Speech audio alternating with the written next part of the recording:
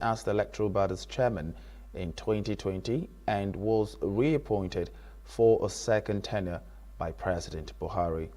Yakubu's reappointment by President Buhari made him the first person to serve as INEC chairman for 2 terms.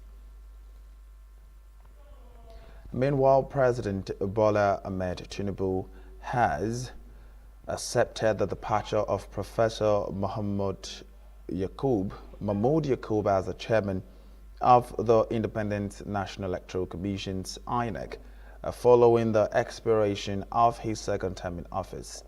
The special advisor to the president on information and strategy, Bayo Onanuga, disclosed this in a speech on Tuesday in Abuja. Yakubu, who was the first appointed in November 2015 and reappointed in 2020, has concluded his tenure after nearly a decade of service. The president commended Yakubu for his contributions to strengthening Nigeria's democracy and for overseeing a credible election during his tenure. In recognition of his service, President Tinubu conferred on him the national honor of Commander of the Order of the president also directed Yakubu to hand over to the most senior national commissioner, who will oversee the affairs of the commission pending the appointment of a new chairman. In his letter of appreciation dated October 3, 2025, Professor Yakubu had thanked the president for the opportunity to serve the nation. President Bola Tinubu has declined assent to 2 bills recently passed by the National Assembly, citing the fundamental defects and inconsistencies with existing that he could not sign the Nigerian Institute of Transport Technology Establishment Bill 2025 and the National Assembly Library Fund Bill into law due to problematic clauses and fiscal implications. For the Nigerian Institutions of Transport Technology Bill, the president said that several provisions conflicted with extant laws and posed risk of financial mismanagement. The president stated that under Section 58, subsection 4 of the Constitution of the Federal Republic of Nigeria, 1999, as amended, he hereby conveyed to the Senate his decision to the Institute of Transport Law, sought to expand the Institute's funding to include 1% of all import and export levies from Nigeria, a provision inserted without approval from the Federal Executive Council. President Tinubu warned that such duplications of funding sources would create a financial burden on the system. The president also faulted Section 21, subsection 2, which authorizes the institute to borrow funds or obtain overdrafts without borrowing to bypass executive approval. President Tinubu noted that in existing acts, that borrowing can only be done with presidential consent. He said the removal of the requirement has not been explained or justified, describing the clause as one that could lead to serious financial abuse. President of the Senate, Godswill Akpabio, however, thanked Tinubu for being able to identify the flaws in the bill and that thereafter referred it to the Committee of the Whole for more legislation. 1999 as amended.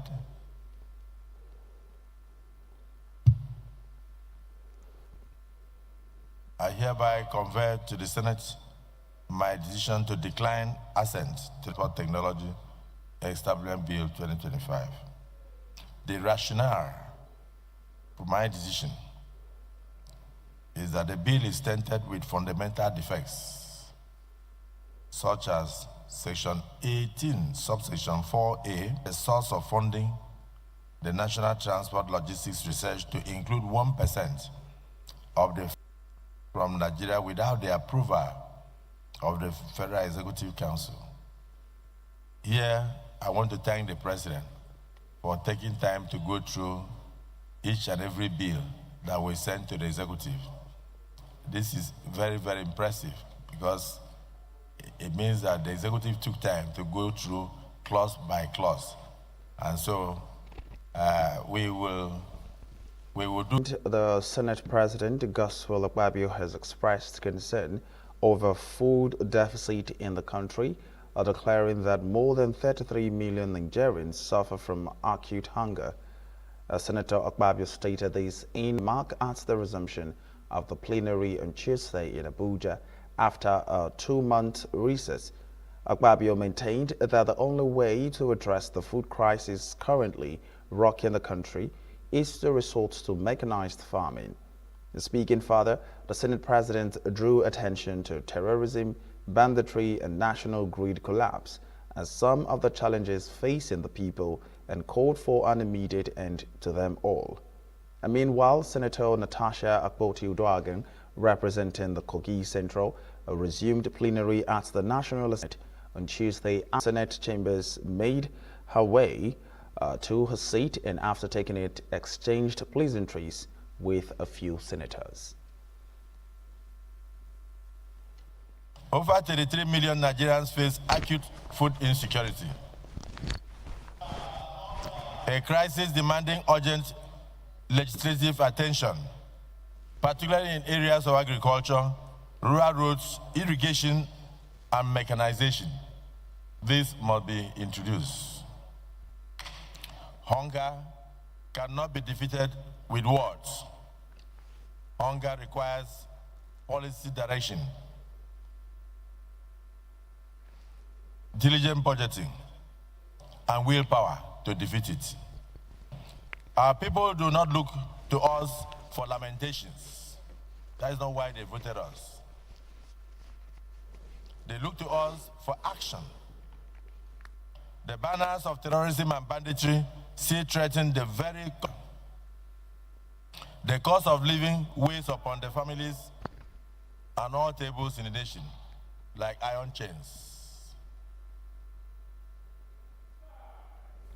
President Bola Tinubu has congratulated the Minister of Solid Minerals, Dr. Dele Alake, on his 69th birthday, describing him as a loyal advisor on information distribution to the national development, lauding his efforts to transform the solid minerals sector into a key revenue source through policy innovation and investment promotion. Tinubu recalled their long-standing friendship and partnership, commending the minister's steadfast commitment to good governance and national progress and humanity. The House of Representatives has inaugurated an ad hoc committee to investigate the economic, regulatory, and security implications of cryptocurrency adoption and point-of-sale POS operation in Nigeria.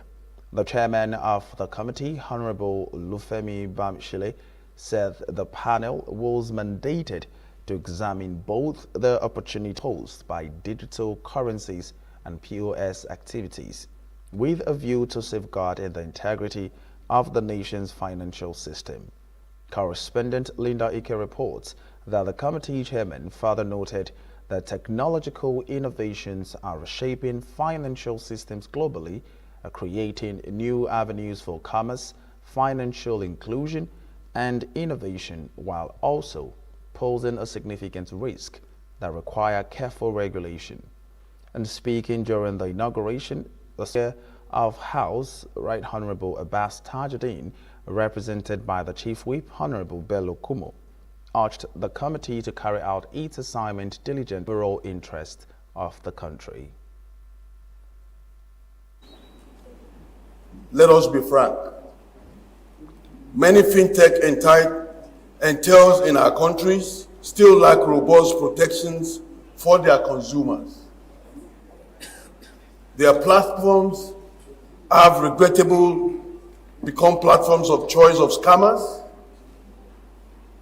who flee incessant on innocent Nigerians day after day.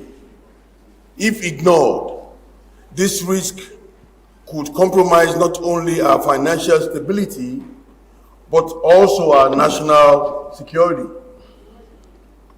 The committee has been mandated to 1, examine the opportunities and challenges posed by cryptocurrencies and POS operations. 2, safeguard the integrity of our financial institution. 3, work with stakeholders to develop a legislative and regulatory framework that balances innovations with security and opportunities with responsibilities. We are not here to stifle innovations, but innovation without safeguards can destabilize economies, empower criminals, and erode public trust. There's cryptocurrency and POS is operational all over the world. And therefore, we cannot, as a nation, live in isolation without accepting the fact that we must all metamorphose into team players. As a parliament, we need a legislation to guide the operations of these very important digital financial transactions. Why we are here today is to assemble so that the committee will be able to collect relevant informations that will guide the House and help us in formulating a regulatory framework that will give birth to a piece of legislation that will guide the operations of these cryptocurrency digital financial transactions. The Senior Staff Association of Nigeria Universities, SNO, and the Non-Academic Staff Union of Education and Associated Institutions, NASU, have declared a one-day protest on Thursday over the inability of the federal government to address their demands. In a circular dated October the 6th and signed by NASU General Secretary Prince Peters Adeyemi and the SNO National President Comrade Muhammad Ibrahim, the union stated that the continuous issues are the alleged unjust disbursement of 50 billion naira and allowances, a delay in renegotiations of the 2009 FGN and NASU/SNO agreements, a non-payment of outstanding 2-month salaries, non-payment of arrears of 25% and 35% salaries arrears, and a non-payment of third-party deduction of 2 months' salaries May and June 2022, among others. The SNO and NASU, through the Joint Action Committees, JAC, have directed all their branches to convene a joint emergency meeting on Wednesday to mobilize all their members to protest activities, which include protest marches on campuses, the display of placards conveying their grievances, and press conferences. The decision to embark on a protest was reached by the JAC on October the 6th after a comprehensive review of the government's response towards the series of ultimatums it had earlier issued. Recall that JAC had issued a 7-day ultimatum to the government on September the 15th to address its concerns and extended it to another 14 days, which expires on Monday. Octay Centers, titled Commencement of Protest Actions. JAC stated their active participation and engagement are crucial to the success of the protest. Nigeria's First Lady Senator Oluremi Tinubu has officially launched the measles rubella vaccine introduction integrated campaign, the largest health initiative in Africa's history, at immunizing over 106 million child-preventable diseases. Speaking at the national flag-off ceremony, the First Lady said that the initiative reflects Nigerians' collective resolve to end lifelong disabilities. Remi Tinubu emphasized that the vaccines are safe, effective, and free, describing immunization as one of modern medicine's greatest gifts to humanity. The nationwide campaign also integrates commitment to the Immunization Agenda 2030 from Gavi, the Vaccines Alliance, the Bill and Melinda Gates Foundation, and traditional religious leaders, including the Oni of Ife, Adeyeye Ogunwusi, and the Sultan of Sokoto, sought for its success. Gavi's senior program manager for opportunities and while Gates Foundation's Yusufari described it as another milestone in Nigerians' global leadership in immunization. The executive director of the National Primary Healthcare Development Agency, Dr. Muyi Aina, further called it the mother of all campaigns, reaffirming government's resolve to eliminate vaccine-preventable diseases future generations. World Health Organization, UNICEF, the Gates Foundation, Gavi, and others for standing with us. I know the members of the CBOs and the community development organizations and all the stakeholders are here that I didn't even recognize. We all need you to pass on this message, and we need the members of the leadership and resources, most importantly, that are in Nigeria for the protection of our children, the custodians of our tomorrow. God bless our children, God bless our mothers, God bless the Federal Republic of Nigeria. Thank you. Chairman, I saw the local government chairman from Taraba representing Algon for your unwavering support and alignment with the Nigerian Health Sector Renewal Investment Initiative that was unveiled by His Excellency to respective state and local governments, and helping us translate the various reforms into tangible impact for our people in every community. To our traditional and religious leaders, I'd like to thank you and commend you for your continued support. His Eminence the Sultan mentioned the unprecedented commitment of the traditional leaders under your leadership, Your Eminence, that helped Nigeria kick out polio, improve the integrated campaign being very ably led by our mother of the nation. I want to really commend to adequately addressed, given that, of course, there are dwindling resources coming from international partners. We want to look within ourselves and provide the needed domestic resource mobilization, and also to ensure that every bit of accountability is put into what we are doing, that every kobo, every naira that is spent gets to do what it is meant to do. And we will do that oversight. So on behalf of the Joint Health Committee of the 10th National Assembly, we want to assure you and we want to thank you very much for being part of this and for flagging this up today. To that, our health workers, we ask you to continue to be focused and encourage the clients you come in contact with to protect their children with these vaccines. And of course, our parents and caregivers, from today, October 6, 2025, please take your children aged 0 to 14 years to the nearest health center, vaccination post, or hospital. Let us leave no child behind. That is what the President has asked us to do. And to our friends in the media, please put out the word to Nigerians on the availability and benefits of receiving these life-saving interventions.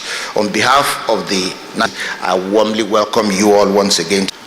It is a privilege and an honor today to stand before you on behalf of UNICEF in this historic event, the integrated campaign that is going to target actually more than 100 million children in Nigeria. This is really a landmark event, and we are so privileged to be part of this flagship program. Let me first share a story that's unparalleled. Thank you so much for that. We are truly in a historic moment in our health system with the launch of this largest integrated campaign in the African continent and second largest anywhere in the world. This is not only about vaccination. It is about boldly reimagining how we deliver health services to our people, getting as close to the people as we can. And at the heart of this bold step is the vision and commitment of our President, His Excellency President Bola Ahmed Tinubu GCFR, whose prioritization of health under his renewed hope agenda has provided the enabling environment for the reform innovations we are undertaking, such as this. His leadership is already repositioning health as a central pillar of our national development agenda. On behalf of the Christian Association of Nigeria, I bring you warm greetings and best wishes to this historic event marking the introduction of the measles rubella vaccine into our national immunization schedule. Of us, the way for us to impart that knowledge that for any healthy citizens of any nation, that is the strength of the wealth of that nation.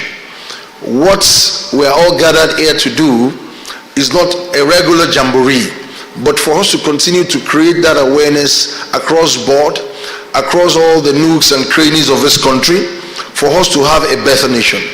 On this note, I want to appeal to each and every one of us also that we should continue to put the health and all the well-being of our children first in everything we do.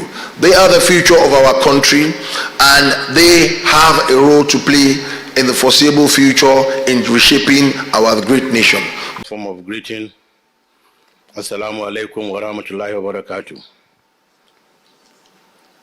Some few days ago, traffic of doing things right through the two of you for coming with ulama and other people to tell people, look, vaccine is okay. Because all of us as children had been vaccinated in our youth.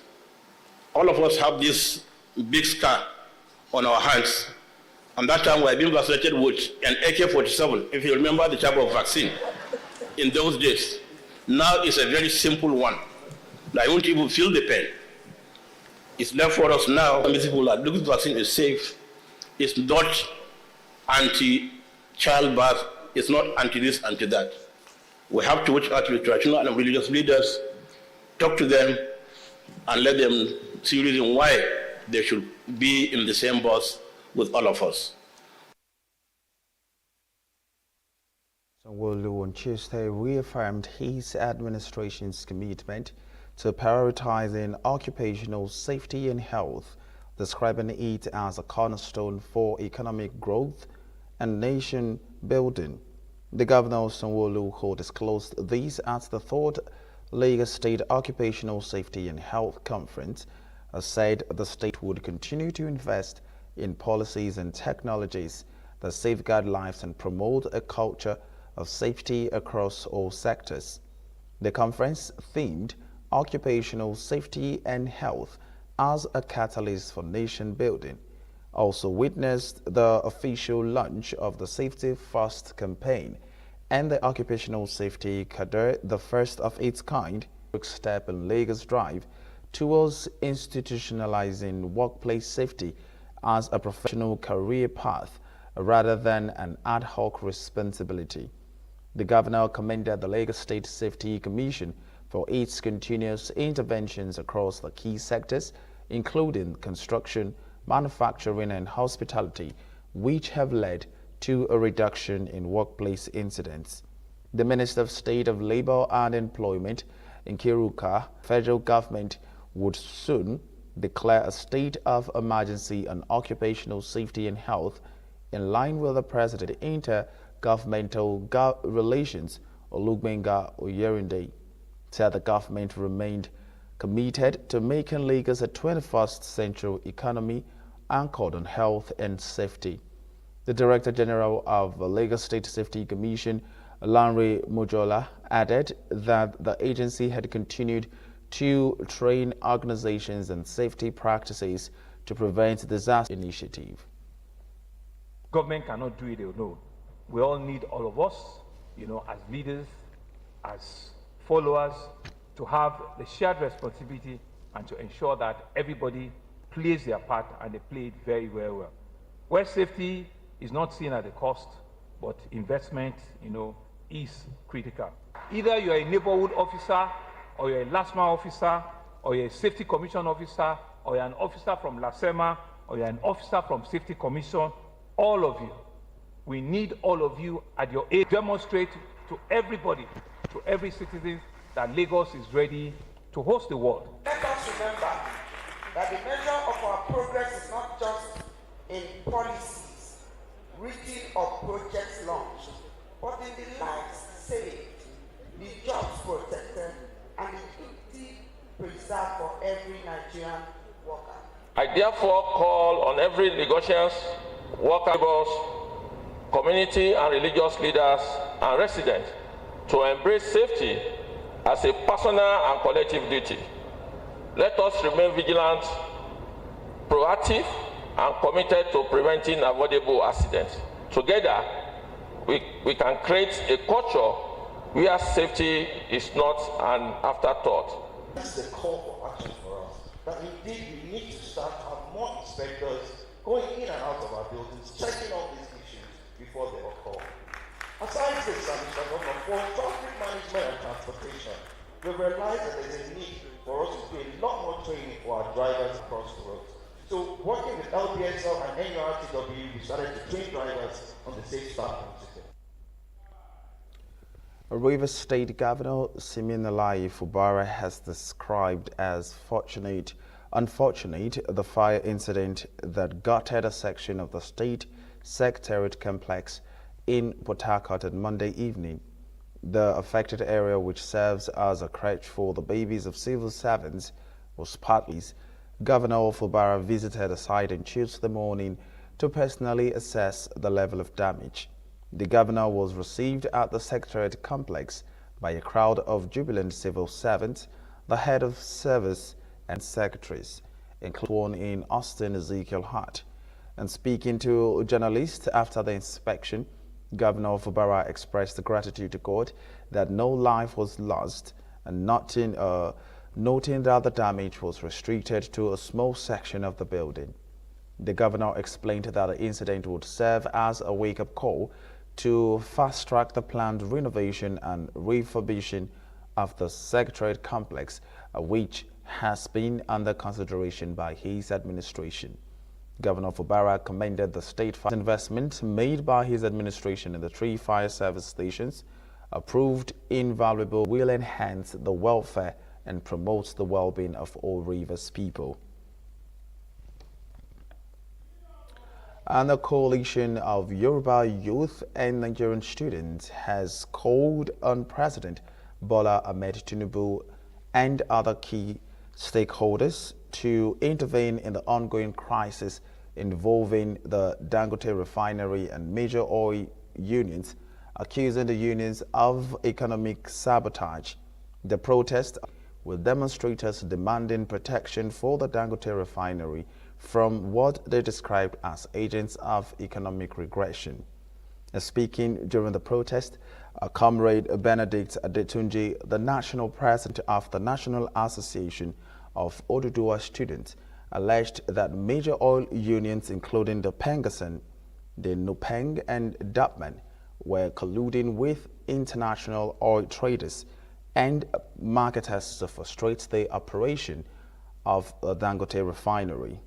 And also addressing the crowd, the student leader, Comrade Adekunle Adeni, commended what he described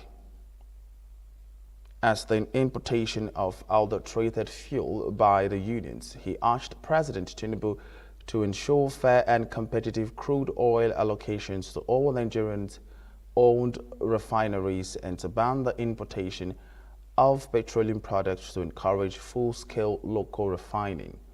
And during the protest, the Executive Assistant and Secretary to Oyo State Governor Seyi Makinde, Kampo Sunday Odukoya, addressed the protesters and assured them that their demands would be forwarded to the appropriate authorities for swift action. Finally has come to stay, and there's no amount of Dango for the people of Pengasan, Nupeng, or Dapman that will stop Dangote. They are going to resist any of their only Balu with all our strength, with all our blood. We have come to say enough is enough. This element jointly killed our economy, These elements crippled all the refineries in Nigeria.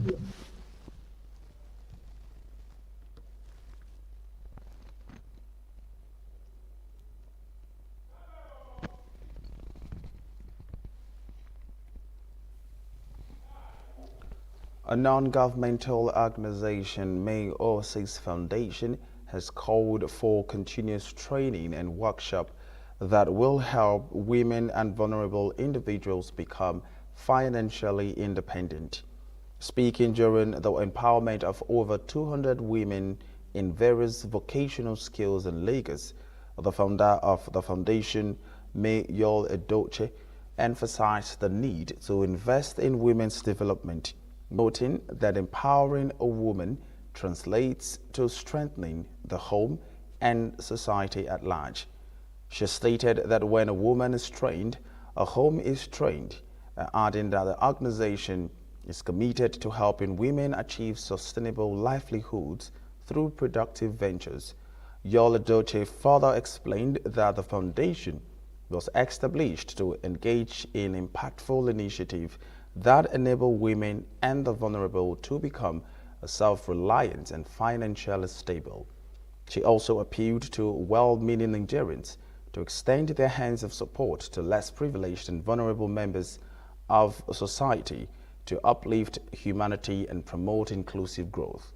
Some beneficiaries of the empowerment program shared their experiences and expressed gratitude to the foundation of the life-changing opportunity.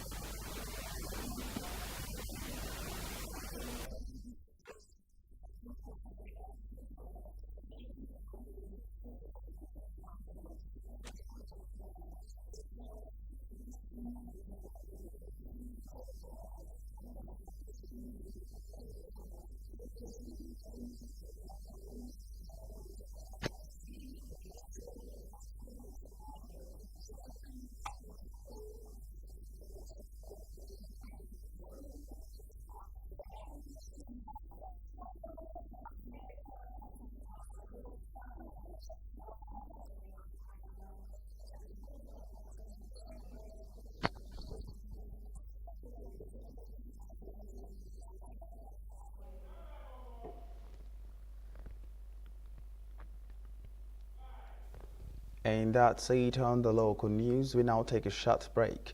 When we'll come back, we'll take some stories from the foreign scene.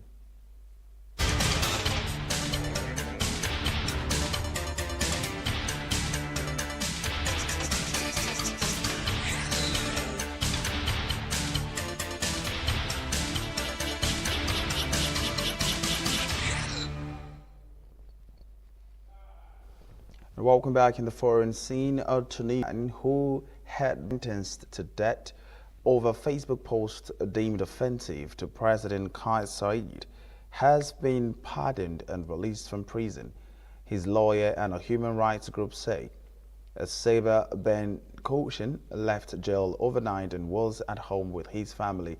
His lawyer Usma Bultolja told the news agencies on Tuesday, and after a wave of criticism from human rights groups over the case.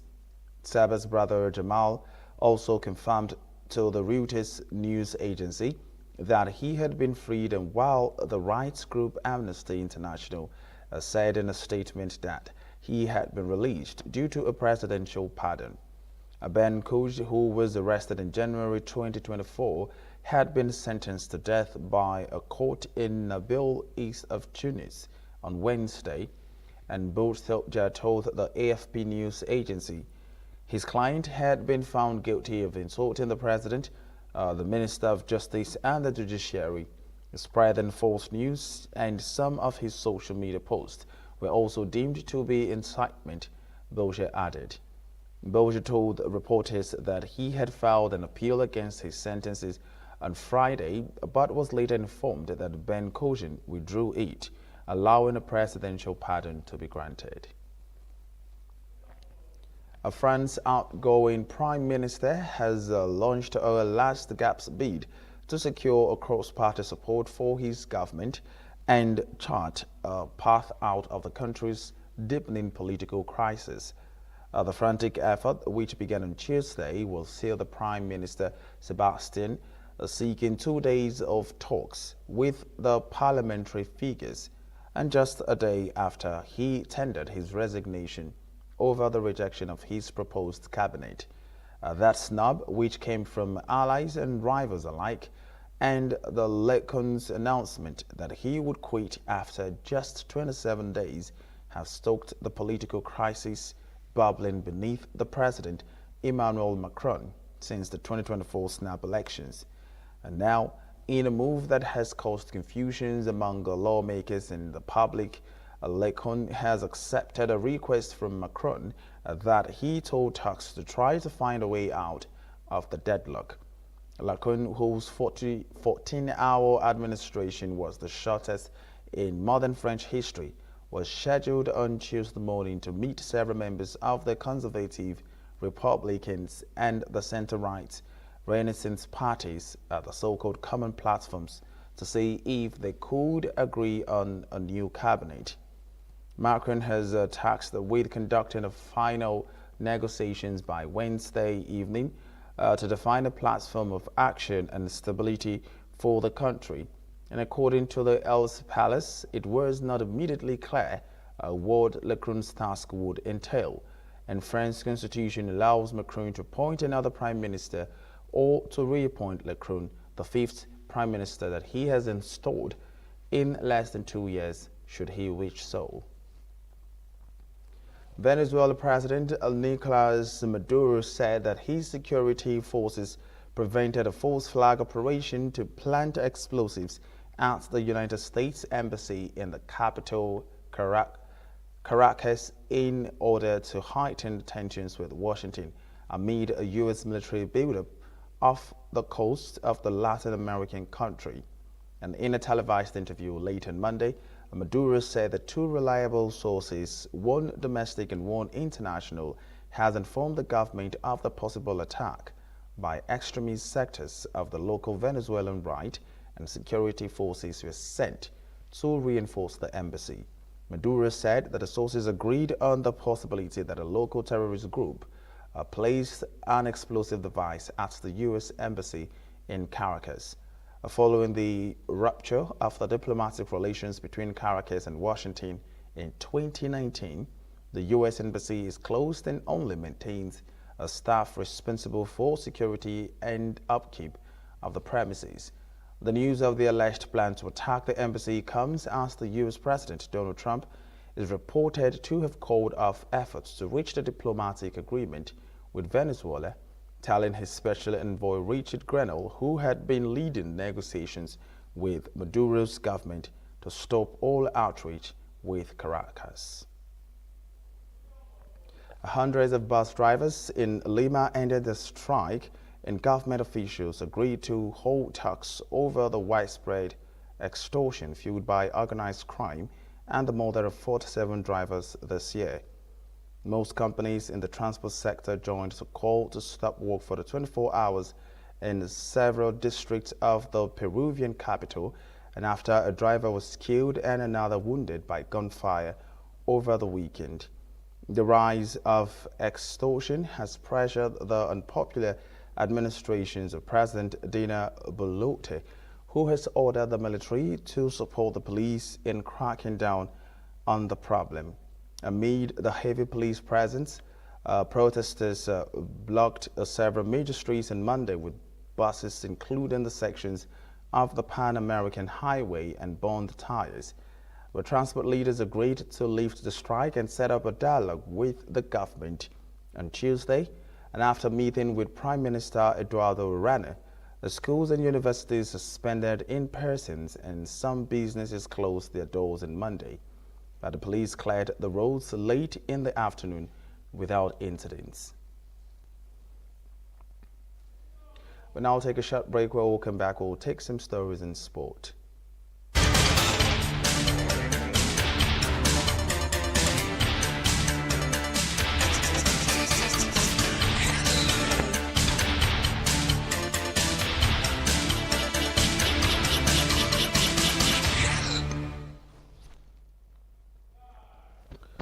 Welcome back in news. Super Falcons goalkeeper Chiamaka Nnadozie continues to make headlines in England after climbing to the top of the Women's Super for the PFA WSL Fans Player of the Month award for September.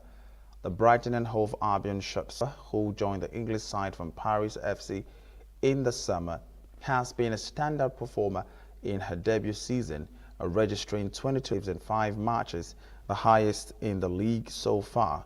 She narrowly edges Leicester City's Daniel Leitze, who has 21 saves, and London City Lioness Elena Litt, who has 19, according to the league statistics. Nnadozie has also kept 2 clean sheets, making Brighton's solid start to the season, with the Seagulls currently sitting 6th on the WSL table. They will next travel to the Chigwell Construction Stadium to face bottom-placed West Ham United in the Women's League Cup on Wednesday, before visiting European champions Arsenal at the Emirates Stadium on Sunday. October the 8th, World Cup in Morocco. And according to the NFF's website on Tuesday, led by the head coach Bankole Olokere, the team will camp in Casablanca, where they are scheduled to play 2 crucial international friendlies against New Zealand and Paraguay before moving to Rabat for the tournament proper. While in Casablanca, the Flamingos will intensify their build-up with 2 high-profile international friendlies, first against New Zealand on October the 10th, followed by a clash with Paraguay on October the 14th. The Football Federation said that the team will then move into the official FIFA hotel in Rabat on October the 15th, where all participating teams will be housed for the competition. The Flamingos have been drawn in Group D alongside France and Samoa. Nigeria will kick off their campaign against Canada on Sunday, October the 9th, before facing France 3 days later. Both matches scheduled for 8 p.m. Nigerian time at the Football Academy Mohammed VI Pitch 2 and Football Academy Mohammed VI Pitch 1 in the city of Seoul. The final group stage encounter will be against Samoa on October the 25th. A member of the Federal House of Representatives representing Ikeja Federal Constituency, Honorable James Abiodun Faleke, has reaffirmed the government's commitment to addressing social vices through youth-focused initiatives, with sports playing a central role in engagement and empowerment. Speaking at the Ojudu Table Tennis Championship held in Lagos through his representative, a legal practitioner, Wale Achala, Faleke emphasized that the competition is designed to reduce youth involvement in crime, drug abuse, and other negatives. Described the initiative as part of a wider strategy to promote youth development sports such as football, basketball, and athletes, with the goal of ensuring that no sport talent in Ojudu goes unnoticed. The convener of the championship, Honorable Ademola Adeyemi, highlighted that the event goes beyond sportsmanship, describing it as a platform for connection, serving as a bridge between the youth and the leadership that listens, support, and invest in their future. Adeyemi emphasized that the Table Tennis Championship is part of a larger vision to empower young people, showcase hidden talents, instill discipline, and build a stronger communication between the government. Hooliganism coming to sports. Through sports, you can become anything in the future. It's not about being a professional alone. You can't just be a lawyer, be a doctor. It doesn't make you necessarily rich. There are so many people who are rich today through sports. See footballing. So by the time we continue to encourage the youth, like I will also continue to encourage them, a lot of them can become something in the future. This is not the first thing Faleke is doing for the youth. But in fact, as at the count of 2024, we have successfully empowered over 14,000 people in the Ikeja Federal Constituency. And this one that he has started again, we are going to encourage him not to stop, let it be a continuous exercise. The inspiration behind this tournament is to engage our youth and to bring government close to our people by getting to know them, feeling them.